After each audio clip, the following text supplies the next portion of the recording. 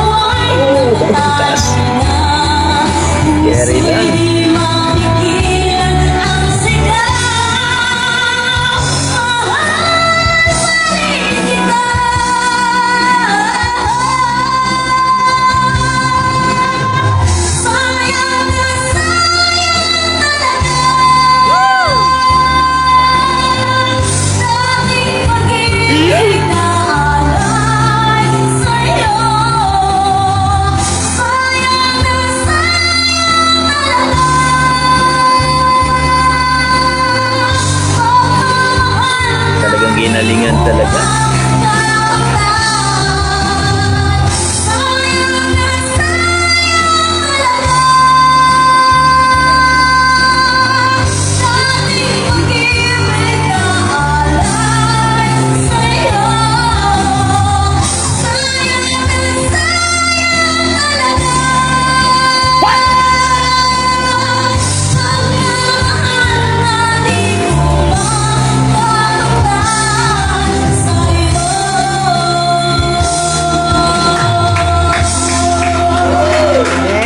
Ayun, grabe naman ang boses ni Ate mga idol. Talagang ang galing, ang lupit. Grabe, kahit mataas na kanta mga idol, sayang na sayang. Talaga, grabe.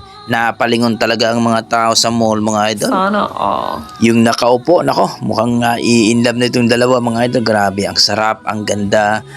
Kung sasali ito sa mga PGT or makasasali ito sa mga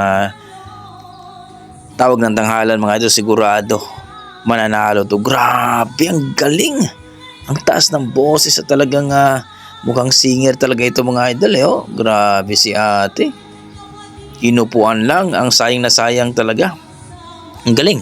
Para sa akin mga idol, kung i-rate ko po ang kanyang performance, nasa mga 9 mga idol. Kung baga mga idol, talagang ginalingan ni ate, ibang klase mga idol. O kayo, ano masasabi nyo dito mga idol sa kanyang rendition, sa kanyang performance? Na-miss ba kayo? Na-appreciate nyo ba ang kanyang malupit na boses na talagang sa mall talaga kumanta mga idol, napalingon ang mga customer? So kayo mga idol, ano masasabi nyo sa kanyang performance? Please comment down below mga idol para ating pag-usapan. Maraming salamat. Don't forget, pag-follow po ang Facebook page ni Kilua mga idol. Ilagay ko na lang po sa description ang kanyang link. God bless mga idol.